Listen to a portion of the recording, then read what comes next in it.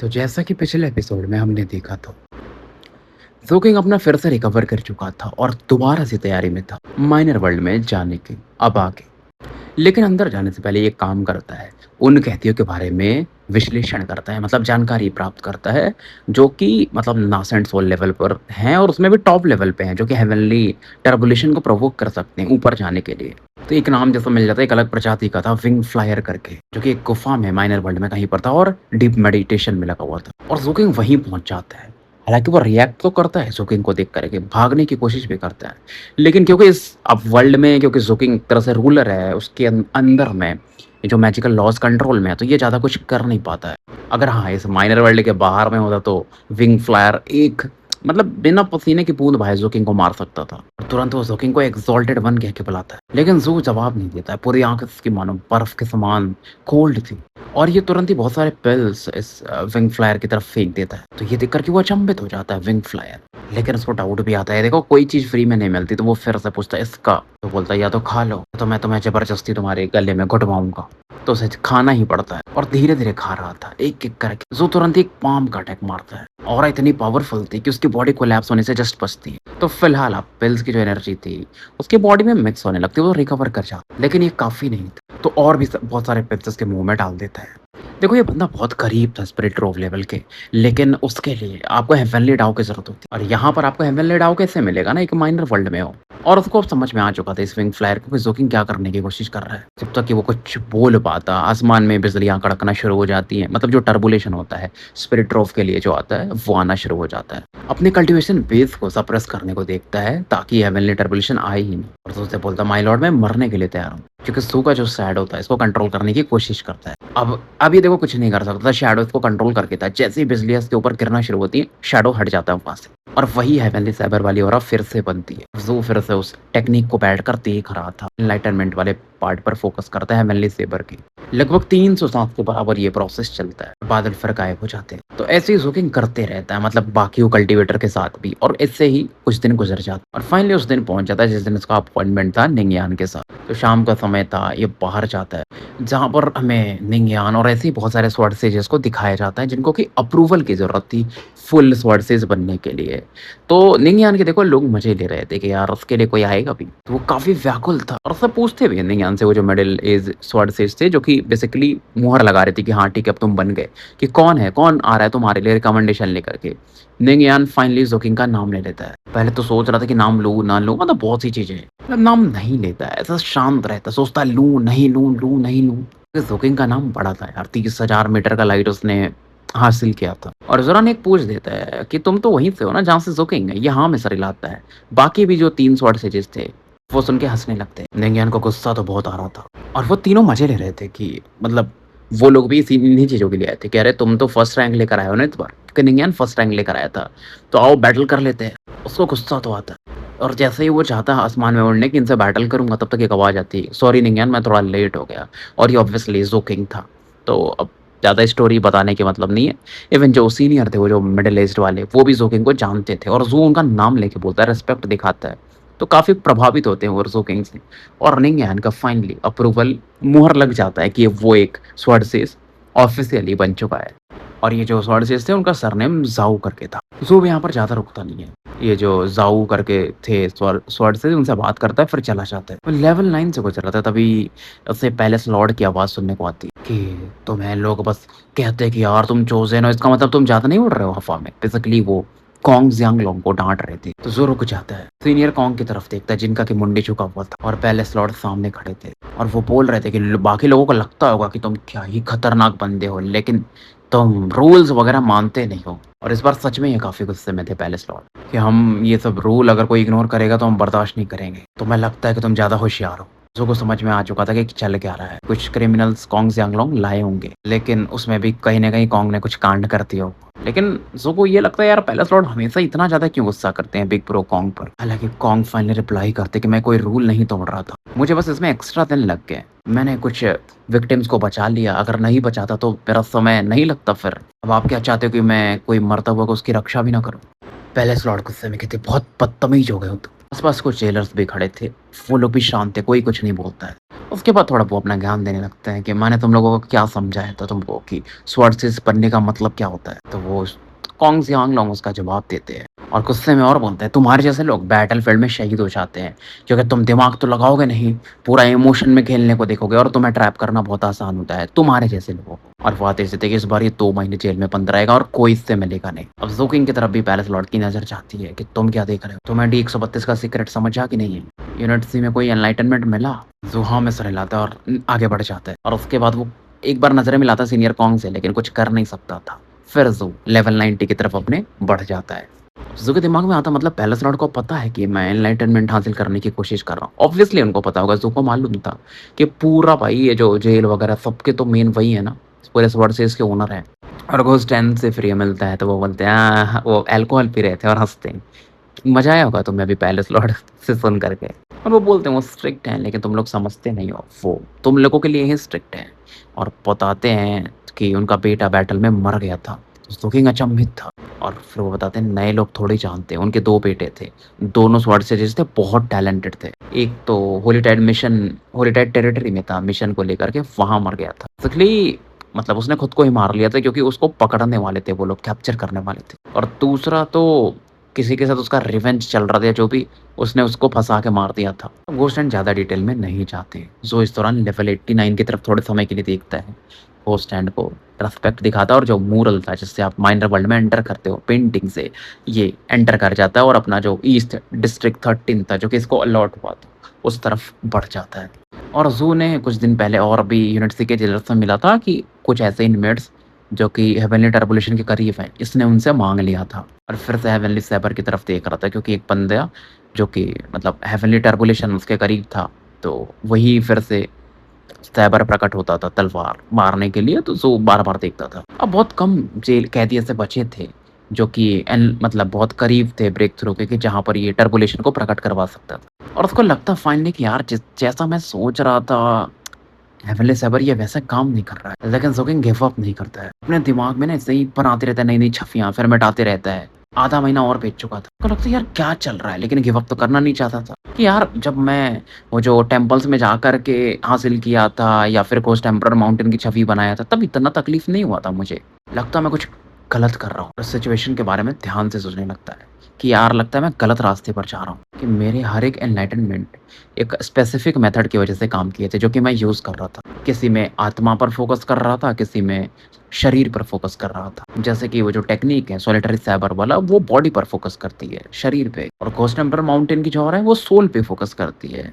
और उसमें बेसिकली मैं कॉपी बना रहा था। लेकिन यहाँ पर मुझे सही में एनलाइटनमेंट हासिल करना है क्योंकि ये जो तलवार बन रहा है ना यहाँ पर, जैसे कि आप डाओ सिवरिंग सेबर भी कह सकते हो, ये नेचुरल लॉज़ से बन रहा है। ये हेवनली टर्बुलेशन का सेबर थोड़ी है, बेसिकली हेवनली डाओ का सेबर है।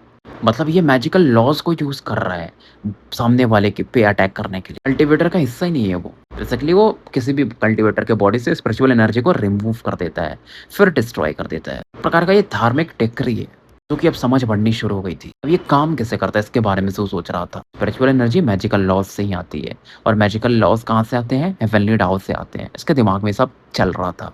थोड़े समय सोचने के बाद ये माइनर वर्ल्ड से बाहर आ जाता है और बाहर में आपको मालूम है 4 स्टैच्यूज़ थे। 4 स्टैच्यूज़ इसको घोस्ट लैंड ने बताया, तो वो हेवनली डाओस हैं। तो वहाँ पर बैठ कर के कल्टीवेट करने लगता है। 7 दिन और बीत जाते हैं और इसकी समझ बढ़ने लगती है। इस दौरान इसने प्लम डॉग को एक मैसेज भी भेज दिया था, तो उनका जवाब भी आ गया था, जिससे इसको उसने डाउट पूछे होंगे तो उन्होंने कुछ भेजा था, तो इसको समझ में आता है कि मैजिकल लॉज़ कैसे काम करते हैं। अब जैसे माइनर वर्ल्ड में जो हेवनली डाओ है जहाँ ज़ू जाता है वो स्वॉर्डसेस पैलेस वाले कंट्रोल करते हैं और जैसे हेवनली डाओ जो रिवर्ड एंशिएंट मेनलैंड का है उसे कोई कंट्रोल नहीं करता है, वो अपने आप बनता है। तो ज़ू को ये समझ में आ जाता है कि स्पिरिट ट्रोव जो लेवल होता है वो काम कैसे करता है और उसको पता है भी था ना घोस्ट लैंड ने स्पिरिट ट्रोव के बारे में। मैं तुमको डाओ ऑफ हेवन समझना पड़ता है बेसिकली। तो ज़ू को और समझ में आने लगता है इस हेवनली डाओ सेबर के बारे में। उसको ये भी समझ में आता है कि ये असफल क्यों हो रहा था, तो ऐसे ये काम करता है। इसके लिए अगर तुम्हें हेवनली डाओ को मैनिफेस्ट करना है, मतलब सेबर को बनाना है, तो एक कैरियर की ज़रूरत पड़ेगी, यानी कि कोई जो उसको कि एब्ज़ॉर्ब कर सके।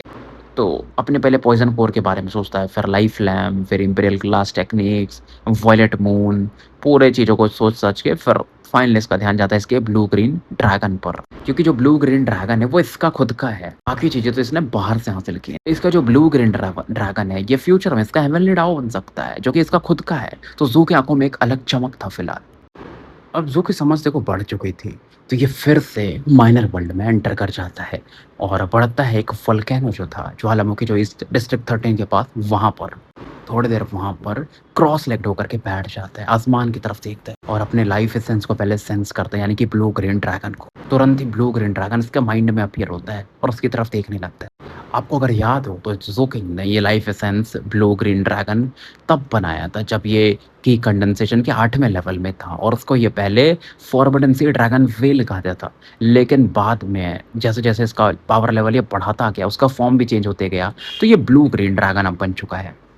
जब ये फाउंडेशन लेवल पहुँचा तो ये जो ड्रैगन था, इसका धर्मापर्चर का एक पार्ट बन गया और अभी तक जब से ये मतलब कि अपना गोल्ड कोर लेवल में पहुँचा है, तब से हेवनली पैलेस के रूप में इसका इस्तेमाल नहीं कर पाया है। क्योंकि जैसे कि टैबू पॉइज़न पिल को बना लिया कोर, एक बार वॉयलेट मून को बना लिया, उसके बाद अपनी एक इम्पीरियल क्लास टेक्निक को, गोल्डन क्रो को यूज़ कर लिया। लेकिन अब आज फ़िलहाल इसको ये इवॉल्व करने को देख रहा था, डाओ सीवेरिंग मैजिकल लॉज़ के रूप में। तो फ़िलहाल यहाँ पर एक नॉन ह्यूमन प्रकट होता है। ये वो था जो कि आखिरी बचा हुआ था बोल सकते हो, या और भी थे जो कि अपने टर्बुलेशन के या ब्रेक थ्रू के काफ़ी करीब थे और उसके हिसाब से ये काफ़ी होना चाहिए। और इसको फिर से वही मेडिसिनल पिल्स वगैरह खिलाता है, बोलता है खाने को खाना ही पड़ता है और आसमान में फिर से बिजलियाँ कड़कने लगती हैं। और ज़ू इन चीज़ों को बहुत प्रत्यक्ष रूप से देख रहा था, पहले भी देख रहा था क्योंकि अब समझ बढ़ चुकी थी, तो ईज़िली अपने माइंड में, अपने सी ऑफ कॉन्शियसनेस में उसको इम्प्रिंट कर पा रहा था। और इस बार अपने सी ऑफ कॉन्शियसनेस में नहीं भेजता, बल्कि ये जो इसकी इम्प्रिंट बना रहा था, ये अपने ब्लू ग्रीन ड्रैगन के अंदर भेजता है। और ब्लू ग्रीन ड्रैगन पहली बार उसकी बॉडी से अभी बाहर आ चुका था फिर से, बहुत दिनों बाद। तो मतलब ब्लू ग्रीन ड्रैगन इसका एक करियर बन गया, वाहक बन गया, जिसमें कि ये पावर रहेगा।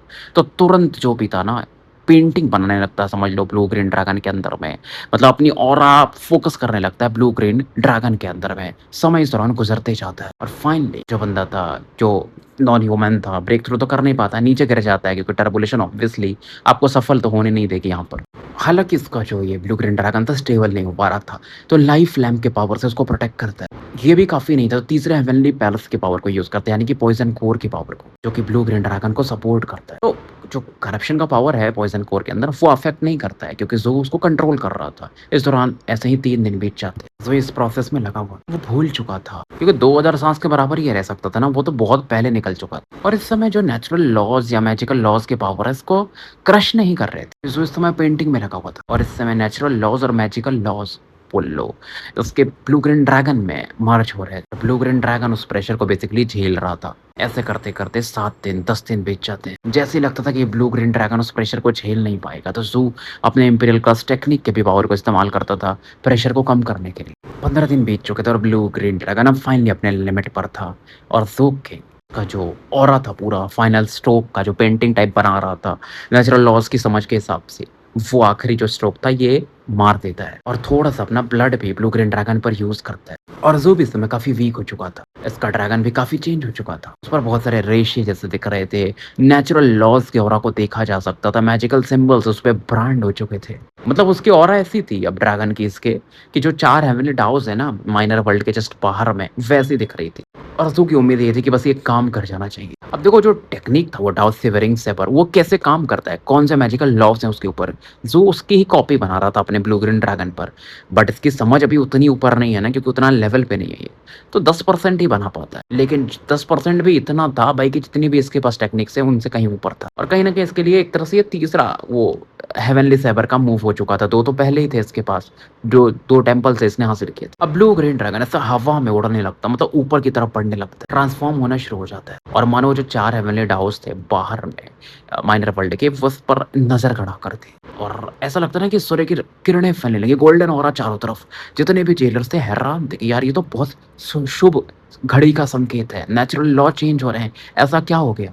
अब इधर जो वो जो कैदी था जो कि नीचे गिरा था, अभी उसका कल्टीवेशन खत्म हो गया था एक तरह से इस टर्बुलेशन की वजह से, वो चीज़ों को देख रहा था और अचंभित था कि एक गोल्डन कोर लेवल का बंदा वो एक एम्ब्रॉयनिक हेवनली डाउ बना रहा है, मतलब कि हेवनली डाउ की ऑरा को कल्टिवेट कर पा रहा है। थोड़ा सा ही है लेकिन भाई ये उस लेवल पे जा रहा है। बाकी जेलर्स भी यही चीज़ें करके अचंभित। इधर घोस्ट हैं जो कि अल्कोहल पी रहे थे लेवल 90 के जस्ट बाहर में बैठ करके, एक और घूंट लेने ही वाले थे। तो अभी माइनर वर्ल्ड की तरफ देखते हैं क्योंकि ये तो देख सकते हैं ना यहीं से बैठ करके पेंटिंग के अंदर, तो अचंभित हो जाते कि ये क्या?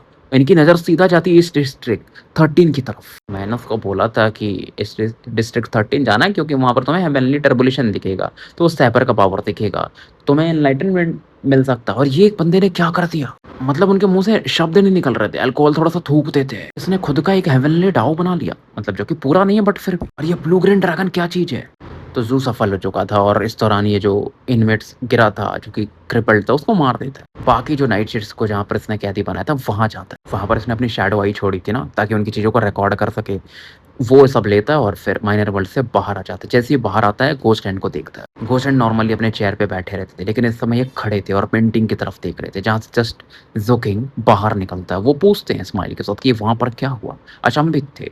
ज़ू थोड़ा आँखें 2-3 बार बंद करता है, खोलता है और उसको मालूम था कि देखो सत्य छिपा के कोई मतलब नहीं है, तो पूरी चीज़ें वो बता देता है। हालाँकि पूरी चीज़ें थोड़ी बहुत छिपाता भी है, लेकिन बोलते हैं घोस्ट की अच्छी बात है, तुम सतर्क हो। और फिर से जाकर के वो अपनी चेयर पे बैठ जाते, काफ़ी अच्छे मूड में थे। और बोलते कोई पूछे तो बोल देना तुमने हेवनली स्वीपर का एनलाइटनमेंट हासिल किया, बाकी ज़्यादा कुछ मत बताना। और ज़ो को भी ये वो बात समझ में आ जाती है। और जैसे ही वो अपने करेक्शन डिवीज़न से बाहर निकल रहा था, कैप्टन को मैसेज भेज देता है कि एल्डेस्ट ब्रदर, मैंने नाइट सीट्स की पूरी इमेजेस वगैरह रिकॉर्ड कर ली है। अगर आपके पास फ्री टाइम हो तो हम बाहर भी जा सकते हैं। कैप्टन बोलते चलो फाइनली तुम वापस तो आए मेरे छोटे भाई, 2 महीने हो चुके हैं। क्या हुआ मेरे टाओ टाओ का? किंग सरप्राइज़ हो जाता है, टाओ टाओ? तो जवाब आता है कैप्टन का कि अरे तुम मुझे ली टाओ टाओ से इंट्रोड्यूस कराने वाले थे ना। तो पहले रिस्पॉन्ड नहीं करता है, फिर बोलता है अरे उनका नाम ली शी टाओ है। और कैप्टन कहते हैं फिर कि यार तुमने मुझे पहले बोल दिया और 2 महीने बिता दिए। तो बोलता है मैं बिजी था थोड़ा सा। और कप्तान बोलते हैं मेरी खुशी अब तुम्हारे हाथ में है मेरे छोटे भाई। तो इवन एडमिनिस्ट्रेशन पैलेस में घुस गया था टाओ टाओ को देखने के लिए। नॉट बैड, थोड़ा गला साफ करते। और तो कहता है पहले हम अपना वो जो बिग जॉब आप बोल रहे थे उसको पूरा कर लेते हैं, उसके बाद मैं आपकी मुलाकात उनसे करा दूंगा। कैप्टन की आंखों में एक अलग मतलब जोश था, बोल सकते हो जज़्बा था। और उसी रात पहले वो सुकिंग से मिलते हैं, रिकॉर्डिंग लेते हैं और एक चीज़ कहते हैं कि मेरे छोटे भाई तैयार हो जाओ, ये मिसिंग चीज़ था जो कि तुमने मुझे दे दिया। 3 दिन बाद मैं आऊँगा और फिर हम पूरा प्लान मैं तुम्हें एक्सप्लेन भी कर दूँगा। तो ज़ू देखता है कैप्टन मतलब शांति से यहाँ से निकल जाते हैं। और ज़ू को मालूम था कि कैप्टन का अगर प्लान है तो छोटा तो नहीं होगा, जल्दी वाला तो जॉब नहीं होगा। तो अपनी पोस्ट से वो छुट्टी वगैरह लीव वगैरह अप्लाई कर देता है। तो इन 3 दिनों में वो काउंटी कैपिटल में पूरा मस्त शॉपिंग-वॉपिंग खरीद कर लेता है, जो भी चीज़ें उसकी ज़रूरत थी। और उसके बाद नाइट शेड वगैरह के बारे में पढ़ते रहता है, उनकी आँखों के बारे में, फिर घोस्ट हैंड ने जो उसको दिया था। और ये 3 दिन तो बहुत जल्दी निकल जाते हैं। और इस दौरान ना थोड़ा मौसम अलग दिख रहे थे। नॉर्मली मौसम कैसा रहता था कि भाई हल्का शाम होता है कैसा दिखता है, लेकिन आज थोड़ा लालिमा लिए 3 दिनों से ज़्यादा दिख रहा था। और जो भी इस फिनोमेना को देखता है, वो कुछ ऐसा अनईज़ी फ़ील होता है यार, घबराहट जैसी नहीं होती है। अब ऐसा कभी इसने फ़ील नहीं किया था। इसको लगता है शायद मेरे life essence blue green dragon की वज़ह से हो रहा हो। और उस शाम में ऑब्वियसली कैप्टन फिर से मिलने आते हैं, काफ़ी हाई स्पिरिटेड थे। और उसके बाद अंदर जाने के बाद ज़ो बोलते हैं भाई पूरा फॉर्मेशन एक्टिवेट कर दो कि कोई अंदर ना आ पाए, कुछ भी मतलब बात हमारी बाहर ना जाए। इस बार मैं और तुम जा रहा हो, साथ में हमारे निंगियान भी आ रहा है। लेकिन जब से उसने वो असेसमेंट पास किया है ना, वो गायब तो हो गया, वो मिला ही नहीं मुझे, मैंने कितना भी ढूँढा। लग रहा उसको ऐसा तो नहीं पता चल गया कि मैं उसे उसका इस्तेमाल करने वाला हूँ। और ज़ो भी इस चीज़ से बहुत सरप्राइज़्ड होता है और बोलता है अगर वो नहीं आ रहा तो फिर प्लान में कुछ उलट-फेर या कुछ। कप्तान बोलते हैं भाई चेंज तो करना पड़ेगा। लेकिन एक काम तुमने अच्छा किया कि तुमने नाइट शेड का जो ज़ेड स्लिप दे दिया। इस बार हम स्मार्ट तरीके से काम करेंगे, ऐसा डायरेक्टली नहीं घुसेंगे कहीं भी, क्योंकि मैं तुम्हें लेकर के इस बार होली टाइड टेरिटरी जा रहा हूँ। ज़ो समझ जाता है मतलब इस बार हम नाइट शेड्स की तरह डिस्गाइज़ करने वाले हैं, मतलब खुद को बनाने वाले हैं। कैप्टन की आँखें जो थी आईब्रोज़ ऊपर-नीचे जाते कि यार तुम ही वो बंदे हो जो मुझे समझ पाते हो मेरे छोटे भाई। बिल्कुल हम वही करने वाले हैं। और ज़ो को मालूम था देखो डिस्गाइज़ करने में मतलब वेशभूषा बदलने में कैप्टन से बड़ा महारथी इसने कभी किसी को देखा नहीं था।